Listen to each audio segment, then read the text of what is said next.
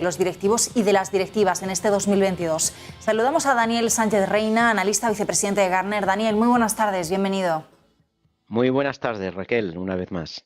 Bueno, cuéntanos, porque aquí en Negocios hemos puesto mucho el foco en 2021 en la inversión, ¿no? Con criterios ESG, esa gobernanza, esos criterios sociales y ambientales. Pero es interesante hablar contigo hoy sobre de qué manera los líderes empresariales, las personas que están al cargo, ¿no? O en esos puestos de decisión, también están empezando ya a aplicar esa serie de criterios. Cuéntanos.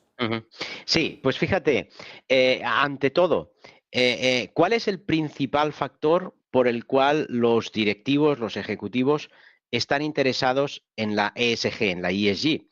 Pues un 80% nos dicen que es una cuestión reputacional. Están inmersos en actividades de ESG, y ahora vamos a comentar algunas, por una cuestión reputacional. ¿Qué significa esto? Pues que la sociedad lo está demandando. Si la sociedad no lo estuviera demandando, no habría una cuestión reputacional. ¿Cuáles son los dos tipos de actividades principales que están realizando las compañías en cada una de las letras? La E de ambiental, medioambiental, la S de sociedad y la G de gobernanza. Pues bien, en la E, las medidas medioambientales, pues el top 2 de actividades en este campo tienen que ver con la huella de carbono, es decir, la emisión de carbono a la atmósfera, y segundo, las energías renovables. Estos son los dos principales focos de atención de las compañías en cuanto a la E. En cuanto a la S, la diversidad, inclusión y equidad, el D&I, la equidad también es un factor importante en la D&I, y el segundo aspecto es la privacidad. Y en cuanto a la G, los dos aspectos son, primero, la diversidad en los consejos de administración y diversidad en sentido amplio, diversidad de género, diversidad de background de los consejeros, diversidad de estilos de pensamiento, diversidad de experiencia. Y el segundo aspecto de la G es la transparencia en la toma de decisiones. Pues bien, dicho esto, hemos de tener en cuenta que la preocupación, el interés en la ESG se ha doblado en cuanto al interés de los CEOs en el último año, doblado. De hecho, las inversiones en ESG en los últimos 5 años se han incrementado en un 50%. Si miramos 10 años atrás, en el 2011, solamente un 20% de las compañías del Standard & Poor's hacían público sus compromisos en aquel momento el término ESG no estaba en boga, se hablaba de sostenibilidad, ¿verdad? Pues solamente un 20% hacía públicos esos compromisos de sostenibilidad.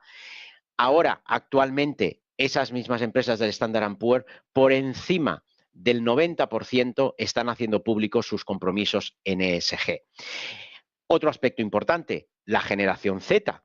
Estos jóvenes por debajo de los 30 hasta los 28, 29 años, rechazan clarísimamente a las compañías no éticas. Y para ellos las compañías no éticas son las compañías que no invierten en ESG.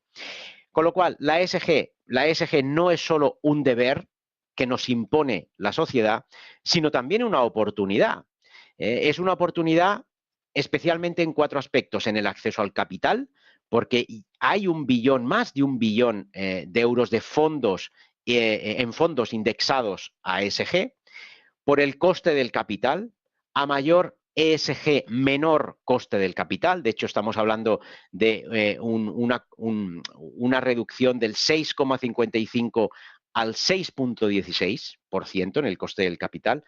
El valor de las acciones en 2020, un 75% de esos fondos indexados a ESG superaron todos sus récords. Y, por último, el ahorro en costes. Las políticas de ESG pueden llegar a reducir los costes operativos de las compañías hasta un 60%. Con lo cual, en este marco, ¿qué recomendamos a las compañías en cuanto a ESG? ¿Cómo pueden empezar a dar pasos claros hacia esa adopción de la ESG que nos impone la sociedad? Pues primero, tienen que tener clara cuál es su ambición, cuál es su propósito en la ESG. No debemos hacerlo a ciegas. Hemos de tener claro qué mensaje queremos dar a la sociedad, qué mensajes queremos dar a nuestros stakeholders. Y aquí quiero lanzar un mensaje de tranquilidad, sobre todo a aquellas compañías, a aquellos CEOs, a aquellos directivos que tengan la duda de si en la S, en los aspectos sociales, deben mojarse demasiado o no. Pues hay un dato interesante. Aquellas empresas del Standard & Poor's que tomaron una postura clara, diáfana sobre temas sociales candentes, ninguna de ellas sufrió un varapalo en los mercados. Las acciones de esas compañías no se vieron afectadas en absoluto por haber tomado una posición clara en temas sociales. Bien al contrario, las que no lo hicieron se sometieron al escrutinio severísimo de la sociedad, que sobre todo en redes sociales, pero también en la materialización de sus ventas, se vieron claramente afectadas, ¿no? Con lo cual, quiero dar este mensaje para quitar miedos sobre esto, ¿no? Pues la ambición, el propósito es lo primero. Lo segundo, crear un comité de sostenibilidad. Un comité de sostenibilidad, y perdón que he vuelto a caer en la trampa, no es sostenibilidad, es ESG. La sostenibilidad es solo un aspecto de la ESG. Pues un comité de ESG formado por el área legal, el área de recursos humanos, de operaciones, de supply chain, de finanzas, de sistemas de información, de compliance, un comité amplio que represente a todas las áreas. Tercera recomendación, crear un marco claro de gobernanza, la G, ¿no? La G es lo que sostiene la E y la S. Y voy a poner un ejemplo. ¿Qué son esos marcos de gobernanza? Pues unas reglas claras sobre, por ejemplo, los salarios, la política salarial de los altos ejecutivos. Por ejemplo, unas reglas claras, unas apuestas claras por nuevos modelos de negocio o nuevos modelos operativos. Por ejemplo, un claro marco de reglas para interrelacionarse con nuestros stakeholders. Tan solo un 50% hoy en día de las compañías tienen este sistema de gobernanza creado. De hecho, en las empresas del Standard & Poor's, ese 90% de ellas que ya están reportando, haciendo públicos sus esfuerzos en ESG, tan solo reportan la E, los aspectos que llevan a cabo en medio ambiente, pero no reportan S y no reportan G, sobre todo G, que la G es lo que sostiene las otras.